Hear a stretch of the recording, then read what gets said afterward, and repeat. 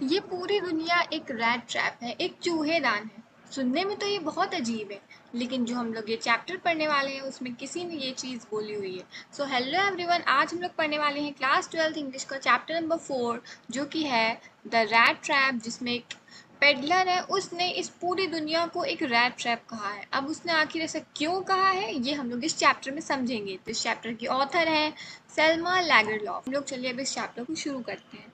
तो सबसे पहले जो हमारा चैप्टर है उसमें जो हमारा जो पेडलर है, मेन जो पेडलर है, उसकी प्रोफाइल के बारे में बात हुई हुई है। सो यहाँ पर पेडलर को वैगाबॉन्ड भी बोला गया है, जो कि बहुत ही मिजरेबल है। मतलब बहुत ही डल सी लाइफ है उसकी, उसके पास पैसा नहीं है, वो बहुत गरीब है। वो जो है वायर से बने हुए चूहेदान बेचता है, और वो भी मतलब वो जो है किसी से मांग के वायर दुकानों से, या जो नहीं कचड़े में पड़ी होती हैं वही सब उठा के गैदर करके उन्हीं से बनाता है। तो वो बहुत मतलब पैसे कमाने के लिए वो भीख भी मांगता है और थोड़ी बहुत चोरी भी करता रहता है, to keep his body and soul together. उसके पास और कोई रास्ता नहीं है और कोई ज़रिया नहीं है पैसे कमाने का। उसकी जो अपीयरेंस है वो बहुत ही मतलब मिजरेबल सी है। वो ऐसे फटे कपड़ों में रहता है, उसके चीक्स एकदम संकन हैं। भूख मतलब अगर आप उसे कोई देखे तो उसे पता चल जाएगा कि ये आदमी कितना भूखा है, कितने दिनों से उसने कुछ खाया नहीं है। वो चीज़ उसकी आंखों में साफ साफ दिखती है। उसकी जो साइकोलॉजिकल जो स्टेट है वो कुछ इस तरीके की है कि उसकी जो पूरी लाइफ है वो बहुत ही मतलब डल सी है, बहुत ड्रियरी सी है। उसकी एग्जिस्टेंस बहुत मोनोटोनस है। वो अपने ही ख्यालों में खोया हुआ रहता है, उसे इतना फ़र्क नहीं पड़ता है। तो जो पेडलर है वो एक दिन रास्ते से जा रहा था, तभी उसे बहुत ही मतलब अजीब से उसने एक बात सोची, कैसी फिलोसफिकल बात उसने सोची कि ये जो पूरी दुनिया है ये और कुछ नहीं है बल्कि एक रैट ट्रैप है। अब उसने आखिर क्यों बोला, और ये जो लाइन है the entire world is nothing but a giant rat trap, आखिर इसमें ऐसा क्या मेटाफर है।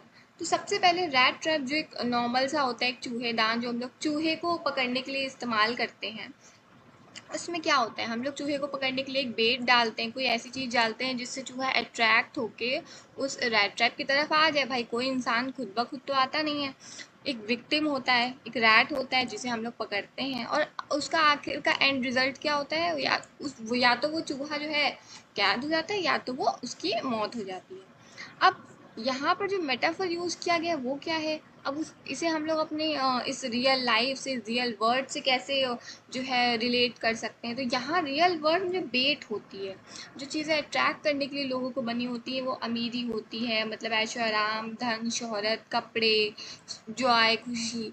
और इसके विक्टिम कौन होते हैं, हम ह्यूमन बींग्स। हम लोग जो है कहीं पर भी कोई ऐसी चीज़ें देख के अट्रैक्ट हो जाते हैं कि अरे ये तो हमारे सोशल स्टेटस को बहुत बढ़ा देगी, हमें मतलब बहुत नहीं, हमारा रुतबा हो जाएगा, तो हम लोग इसके विक्टिम हो जाते हैं। और इसका आउटकम क्या होता है, हम लोग खुद ही अपनी लाइफ रुइन कर लेते हैं। मतलब एंड इसका रिजल्ट कोई नहीं निकलता, हम लोग बाद में केवल पछतावा ही करते हैं कि आखिर हमने ऐसा क्यों किया। तो इसी की बात इस पूरे चैप्टर में हुई है।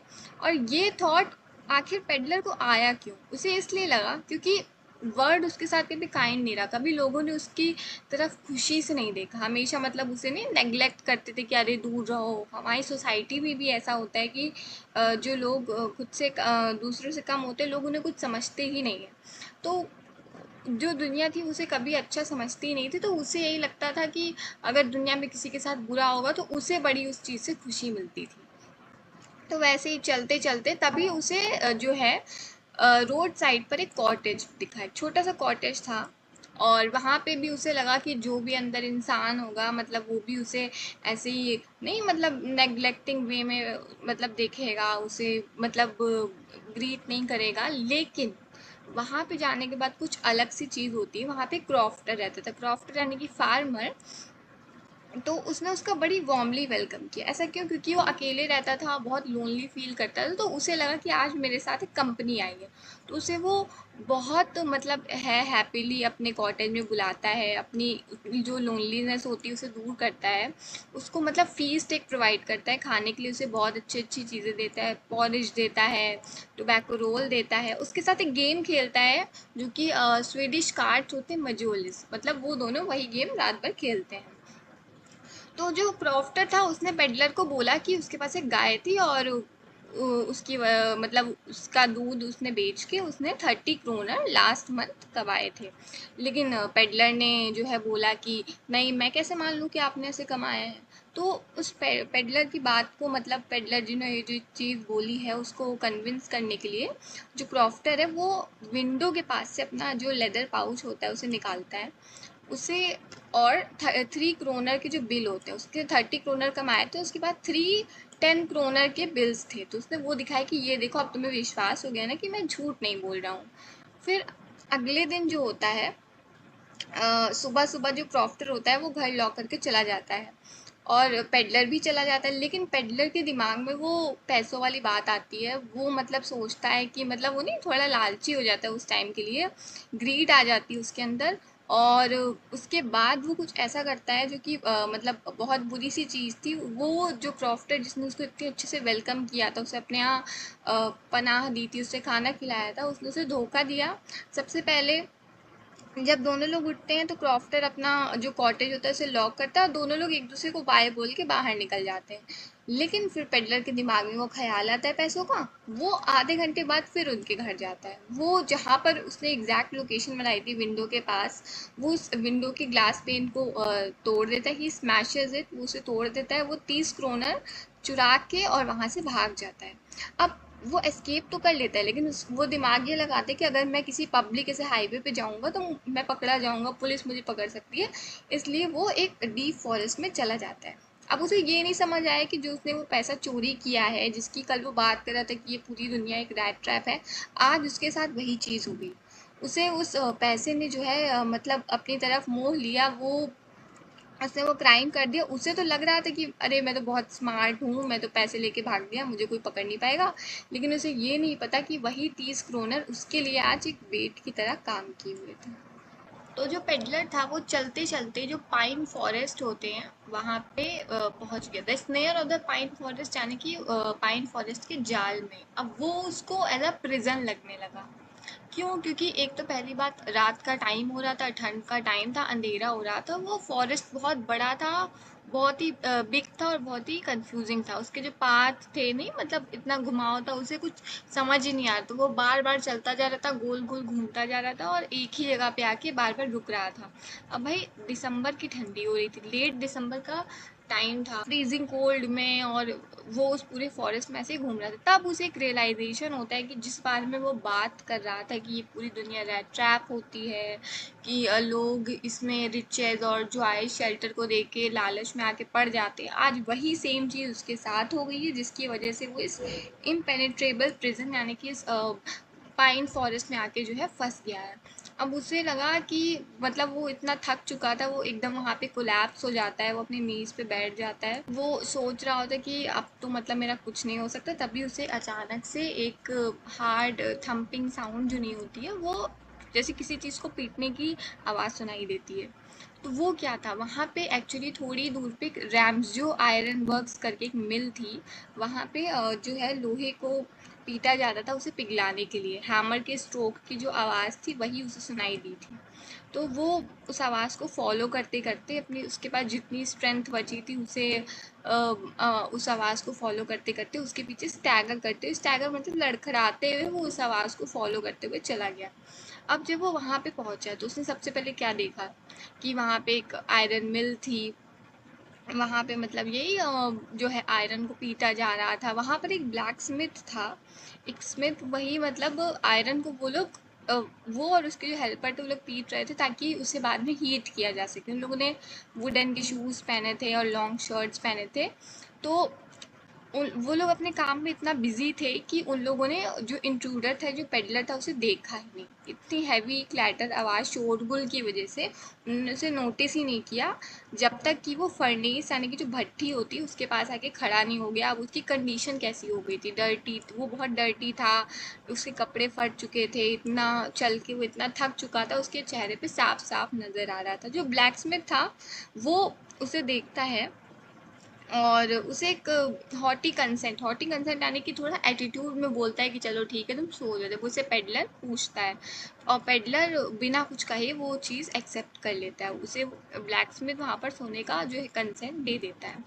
अब जो उस आयरन मिल का जो मेन जो मास्टर था, आयरन मास्टर, वो आता है इंस्पेक्शन के लिए। वो हर रात इंस्पेक्शन करने आता था, तो वो नॉर्मली अपने राउंड के लिए आया।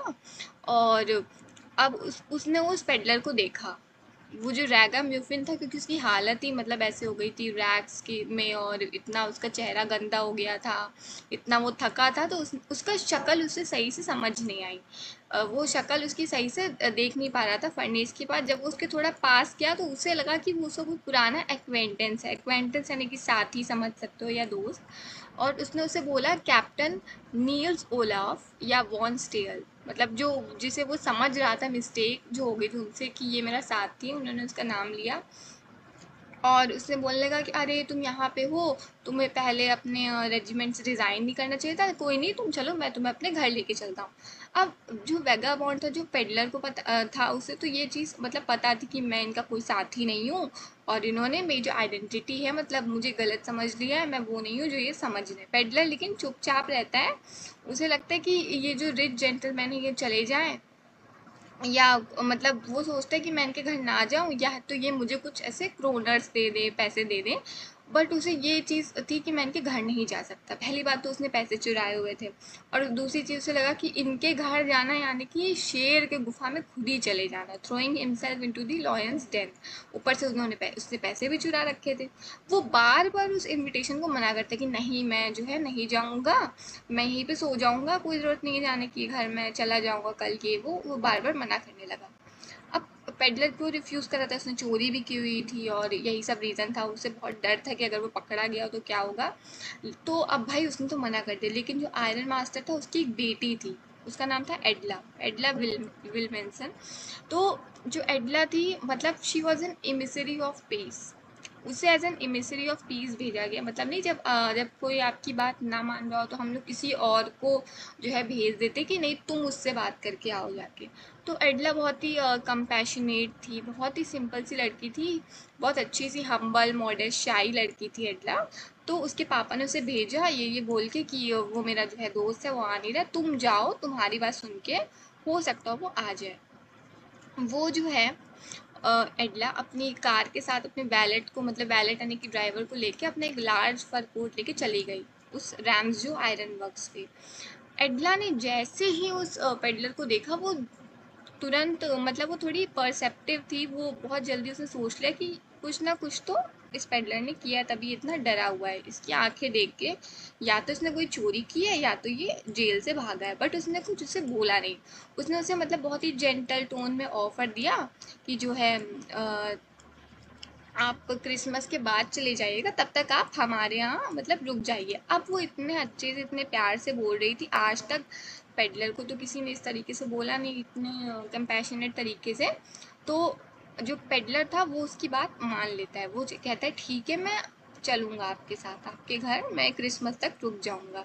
तो जो है वो उनके घर चला जाता है, उसका जो फर कोट एडला देती है वो उसे ले लेता है, वो चला जाता है उसके साथ। तो ब्लैक स्मिथ जो था वो मतलब थोड़ा सा शॉक हो जाता है कि अरे अभी तो बार बार मना कर रहा था, अभी चला गया। लेकिन जाते समय भी उसके दिमाग में ये चीज़ थी, अरे यार मैं जा तो रहा हूँ, ऊपर से मैंने मतलब उस क्रोफ्टर के पैसे ले लिए हैं, उसकी वजह से भी मैं फंस गया हूँ।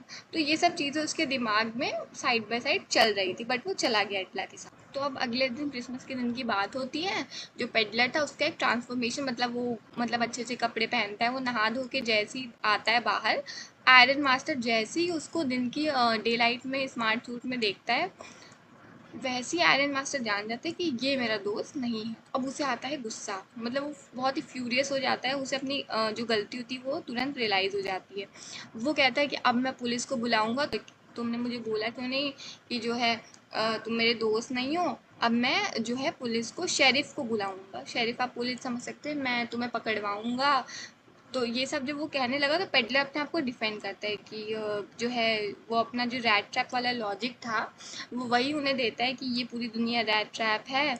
जैसे मैं भी इस रैट ट्रैप में फंस चुका था। तो आयरन मास्टर उसकी बातों पे हंसता है, कहता है ये क्या तुम ये फिलॉसफी वाली बातें कर रहे हो, और वो उसे बोलता है कि तुम यहाँ से चले जाओ। लेकिन तभी उनकी बेटी आती है, वो बीच में इंटरप्ट कर देती है। हमने इसे प्रॉमिस किया था कि हम लोग क्रिसमस ईव तक इसे रोकेंगे, इसे मतलब अच्छे से पूरी पार्टी में बैठाएंगे, तो हम लोग इसे नहीं भेज सकते, केवल एक दिन की तो बात है, let him enjoy just one day of peace. एक दिन तो इसे आराम से रहने दीजिए, इसकी हालत देखिए, ऐसा लग रहा है कि सब लोग इसे भगा रहे हो।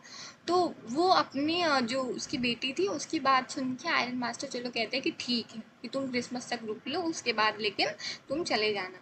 तो फिर उस दिन क्रिसमस में जो पेडलर होता है वो अच्छे से सब जो क्रिसमस का खाना होता है वो सब खा पी के वो आराम से सो जाता है। उसे इतने साल में पहली बार बहुत सेफ फील हो रहा था। उसने पूरा दिन केवल खाना खाया और वो सो गया।